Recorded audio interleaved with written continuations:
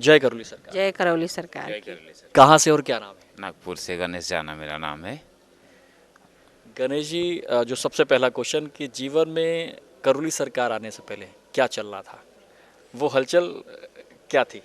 करौली सरकार आने के पहले जैसे 2015 में इनका थोड़ा सा कुछ माइंड डिस्टर्ब था या कुछ ऐसा था कि मुझे और कुछ करना है, मतलब अपने कारखाना और दुकान के अलावा भी कुछ करना है। इनके फ्रेंड ने बोला कि गणेश आप एक काम करो, आ जाओ कलकत्ता, मैं आपको बहुत अच्छा बिजनेस सेटअप करके देता हूँ। तो इनके दिमाग में उनकी बातें इतनी बुरी तरह घर कर गई कि और ये कुछ सोच ही नहीं पा रहे थे। हमने ये बोला कि देखिए हाँ, नागपुर में रह के जो हमने आज तक कमाया है और जो किया है, तो लोग गांव से बेच के शहर में आते हैं, बिजनेस को बड़ा करते हैं। आप बिजनेस को छोटा करके आप गांव में बसना चाहते हो, जहाँ बहुत छोटा सा गांव है, तो गांव के लोगों को हम नहीं जानते कलकत्ता हैं। में बिजनेस करना चाह रहे थे या मतलब क्या? हमारा ससुराल है। कलकत्ता या नागपुर? जी जी, कलकत्ता। इनका घर है वहाँ। बचपने से पैदाइशी मेरा वहीं का है। वहीं का है, और मैं 82 से नागपुर में हूँ, 1982 से। अच्छा, किसी ने ये बताया कि यहाँ से व्यापार उठा के हम जाएं, पूरा बंद करें और बंद अपने करने हाँ के लिए नहीं बोला था कि यहाँ भी चलेगा और वहाँ भी करो, तो ऐसा तो बोला सिर्फ था। जीवन में ये हलचल थी, तो बहुत छोटी सी हलचल है, और क्या था? वो बताइए। वही बता रही हूँ। तो मतलब ऐसा हुआ कि इन्होंने बहुत अपना माइंड इतना सेट कर लिया कि नहीं, मुझे वहाँ भी बिजनेस करना है और धीरे धीरे नागपुर का बंद करना है, वहीं शिफ्ट होना है, ऐसा उन्होंने सोचा था। और काफ़ी पैसा 4-5 करोड़ रुपए कलेक्ट करके वो कलकत्ता गए, वहाँ खेती खरीदी, घर बनाया, मतलब सब कुछ अच्छा किया, बिजनेस भी बना किया और फॉर्म भी तैयार किया प्राइवेट लिमिटेड के लिए, इससे जाना पोल्ट्री फार्म के नाम से। फिर धीरे धीरे धीरे धीरे इतने वो हो गए कि उन लोगों के लिए उन्होंने क्या माइंड पे कर दिया था ये तो नहीं पता, लेकिन किया था तो बहुत कुछ सोच के किया था, बहुत कुछ। और हम लोगों को तो इतना मालूम नहीं था, ये हम तंत्र मंत्र ये तो सब जानते नहीं थे। तो हम वहाँ गए और उनके चुंगल में हम लोग इतनी बुरी तरह फंस गए, धीरे धीरे हमारा पैसा भी चला गया, माइंड भी डिस्टर्ब हो गया। वो बोलते गए वो हम करते गए। वो हम बोलते रहे, ये करते रहे, मैं मना करती रही, ये नहीं माने, बिल्कुल उनके ही रंग में रंग गए।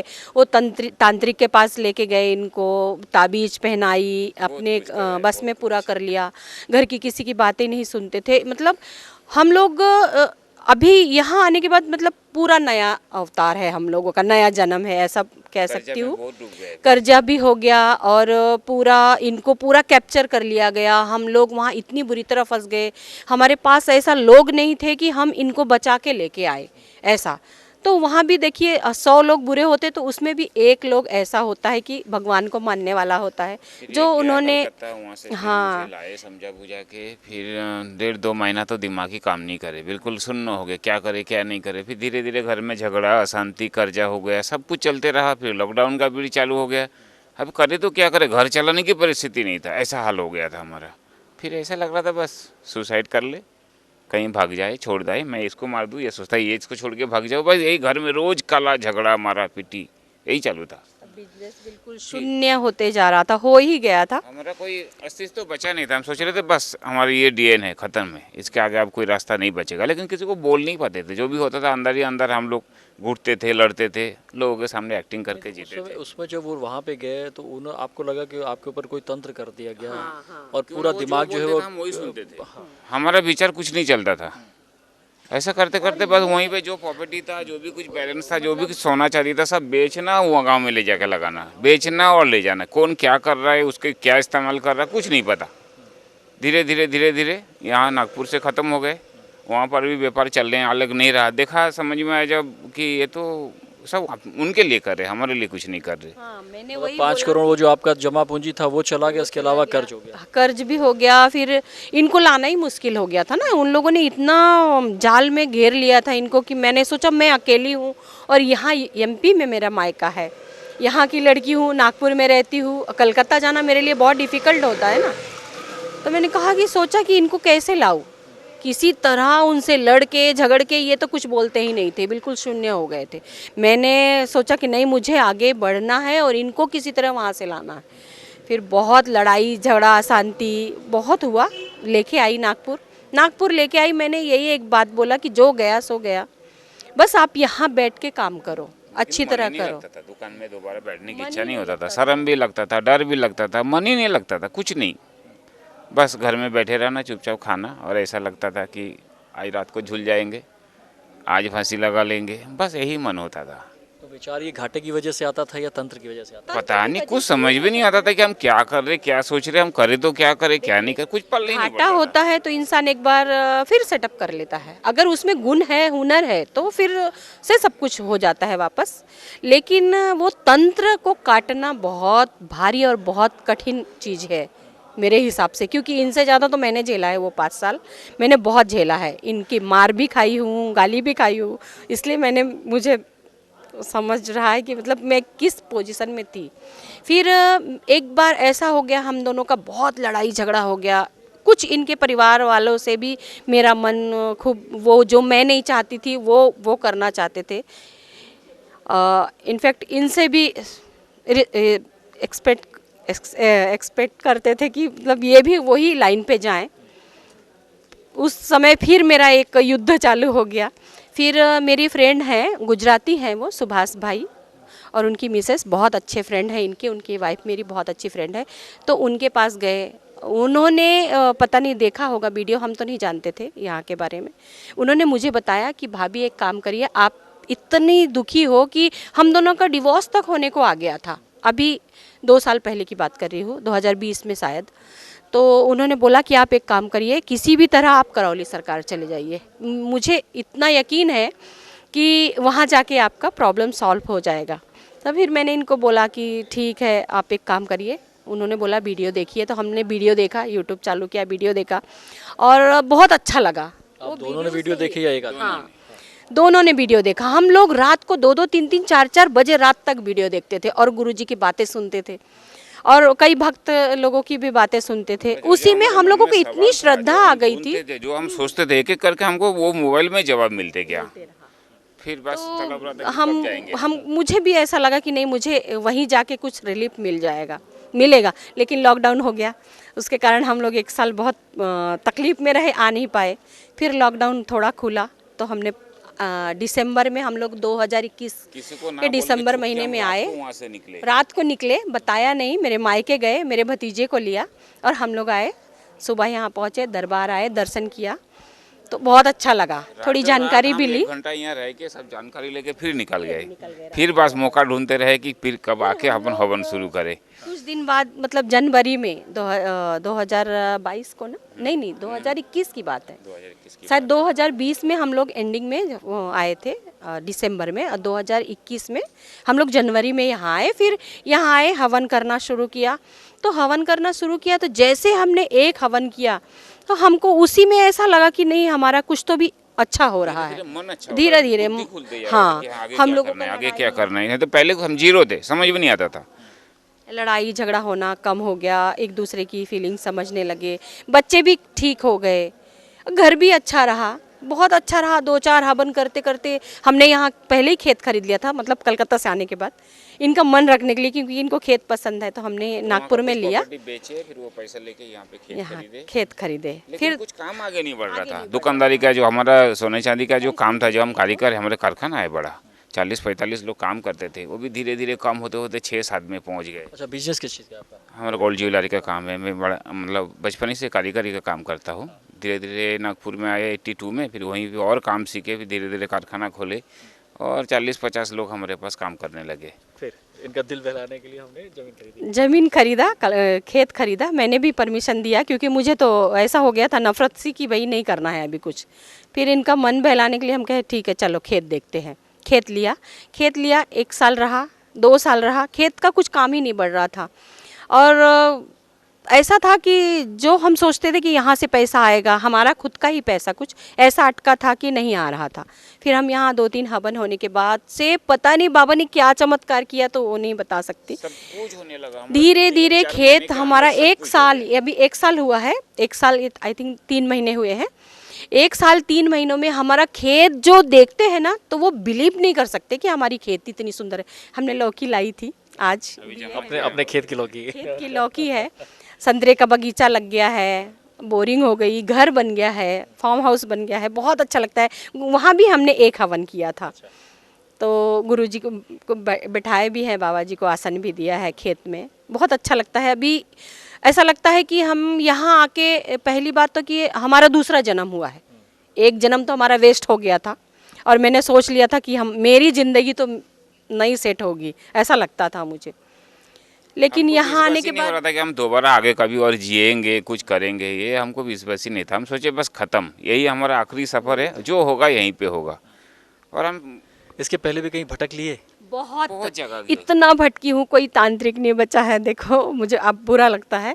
तांत्रिक, कोई मंदिर, कोई मस्जिद, जिसने कोई जो गुरुद्वारा, क्रिश्चियन मंदिर, यानी जिसने जो भी बोला है इनको बचाने के लिए, इनको बालाजी ठीक से करने लेते के हुए, लिए, साईं बाबा से हर लेते हुए, गिरजा से लेते हुए, मस्जिद, कहीं अपन हर छोड़े नहीं। जगह गए हम लोग। हर तन लाखों मतलब लाखों रुपया बर्बाद पूजा किए। पाठ, लाखों पानी की तरह पैसा बहा दिया, लेकिन कुछ भी हासिल नहीं हुआ। भरोसा ही उठ इवन गया था क्या होता भगवान था, से। 4 दिन थोड़ा ठीक लगता था, 5वें दिन और ज़्यादा कुछ होने लगता था।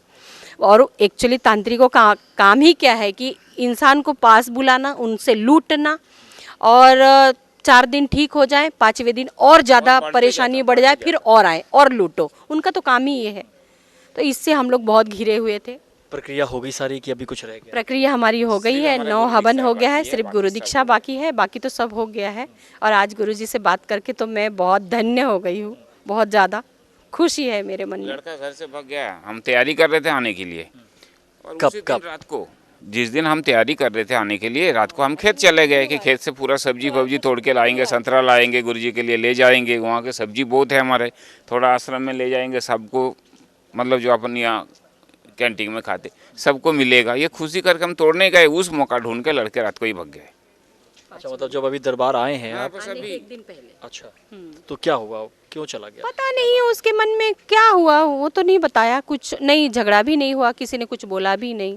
कुछ कैश लिया 20-25 हज़ार और चला गया। गुरुजी ने बताया है, गुरुजी ने बताया है कि वो किसी के इससे गया है, अपने इससे नहीं गया है, और आ जाएगा। गुरुजी ने ये बोला है कि आ जाएगा। तो मुझे पूरा विश्वास है, धरती आसमान एक हो जाए तो भी मैं इतना विश्वास। बेटा चला गया है उसका जाने का दुख नहीं आप तो खुश नजर आ रहे हैं। हाँ, दुखी तो बहुत ज़्यादा थे कल तक, लेकिन यहाँ आने के बाद धीरे धीरे वो दुख भी भूल गया। हम तो यही बोलते हैं, बस जो भी हमारी परेशानी थी गुरुजी ने हल की है, तो ये भी उन्हीं की परेशानी है, हमारी नहीं है। हम फ्री हो गए और उनको जो उनको अच्छा लगेगा वो हो करेगा। वो हर चीज़ जानते हैं, क्या क्या बोलेंगे, कितना बोलेंगे, सब वो जानते हैं, सब देख रहा है। जो उनको सही लगेगा वो करेगा। हमको उनको ऊपर पूरा भरोसा है। एक ही इच्छा है और रहेगी मेरे ख्याल से, जब भी हम लोग आए तो बस गुरु जी के दर्शन हो जाए, बात हो जाए। बात हो गई तो बिल्कुल ऐसा लगता है कि नहीं, रह नहीं कितनी बैटरी चार्ज हो गई। 3 महीना हो गया ना, तो बस ऐसा सोचते कि कब भागो, दरबार कब जाओ। आंख बंद करूँ सब तो देख लेता, लेकिन फिर भी शांति नहीं होता मन को। बस वहाँ कल एक बार पहुँच जाओ। आंखें बंद करो तो एक सब नज़ारा दिखता है, गुरु जी दिखते हैं, सब कुछ दिखता है। तो ऐसा लगता है कि नहीं, अब मैं ये भक्तों को यही बोलती हूँ, एक संदेश देना चाहती हूँ कि देखिए यहाँ आते हैं, एक तो बात ये है कि धीरज रखिए, और दूसरी बात है पूर्ण विश्वास रखिए कि हम जिस जगह जा रहे हैं तो हम अपनी प्रॉब्लम लेके आते हैं, कोई खुशी होके तो नहीं आता है, बराबर है। तो पूरी विश्वास श्रद्धा रखेंगे, जितनी श्रद्धा उनके मन में होगी उतना ही उनका काम आगे आगे बढ़ते जाएगा। मुझे नहीं लगता कि कोई पीछे होगा यहाँ से, लेकिन मन में श्रद्धा होना, विश्वास होना, प्रेम होना एक दूसरे के प्रति, तो ये चीज़ रखना है तो ही आगे बढ़ सकते हैं। अगर ये सोचे कि नहीं वहाँ जाना है, दर्शन करना है, वापस चले जाना है अपने घर, तो कोई मतलब नहीं है। तो यही है मेरा संदेश कि आइए, यहाँ बैठिए, अपने मन की जो बातें हैं बाबा जी को बोलिए, श्रद्धा से बोलिए, विश्वास रखिए। जो नियम है यहाँ का पूरा नियम पालन करिए, अपने आप जिंदगी कहाँ की कहाँ पहुँच जाएगी, जिस तरह हमारी पहुँची है। हमारे बच्चे की शादी हो जाए और सब बेच बूझ के उनको दे दे, अपनी थोड़ा सा हिस्सा ले और आश्रम में अपन यहीं प्राण त्याग दे। यहाँ से अपने को कहीं नहीं जाना है। आखिरी इच्छा मेरा मन में यही है। मैंने इनको बोला कि तुमको भी आना है तुम भी मेरे साथ आ जाओ, मुझे यहीं आखिरी सांस लेना है, कुछ नहीं एक चाहिए। चीज़, आने से पहले क्या मनोदशा होनी चाहिए? क्योंकि आदमी आ तो रहा है बेचारा, वो बहुत परेशान होके, फिर वो कहीं ना कहीं वो कंफ्यूज भी रहता है। तो जब यहाँ आए तो क्या भाव लेकर आना चाहिए, या कुछ प्रक्रिया के बाद क्या भाव होना चाहिए? मैं अपने तरफ से तो यही बोलती हूँ कि देखिए, जब तक इंसान ये दरबार के दरवाजे के अंदर नहीं आता है ना, तब तक तो नहीं समझ सकता है और विश्वास भी नहीं रहता है। विश्वास नहीं रहता। जैसे हम लोग भी सोच रहे थे कि इतनी दूर गए, इतना जगह गए, हम लोगों का कुछ हुआ नहीं, तो यहाँ ऐसा क्या चमत्कार है जो हमारा अच्छा हो जाएगा। लेकिन मेरी फ्रेंड ने बताया था तो उनके मन में विश्वास था। हालांकि वो कभी यहाँ आए नहीं हैं, हम आ चुके हैं 5-6 बार, लेकिन वो अभी तक नहीं आ पाए। तो लेकिन आपको बता रहे हैं कि वहाँ बहुत कुछ होता है। हाँ, वहाँ बहुत कुछ होता है।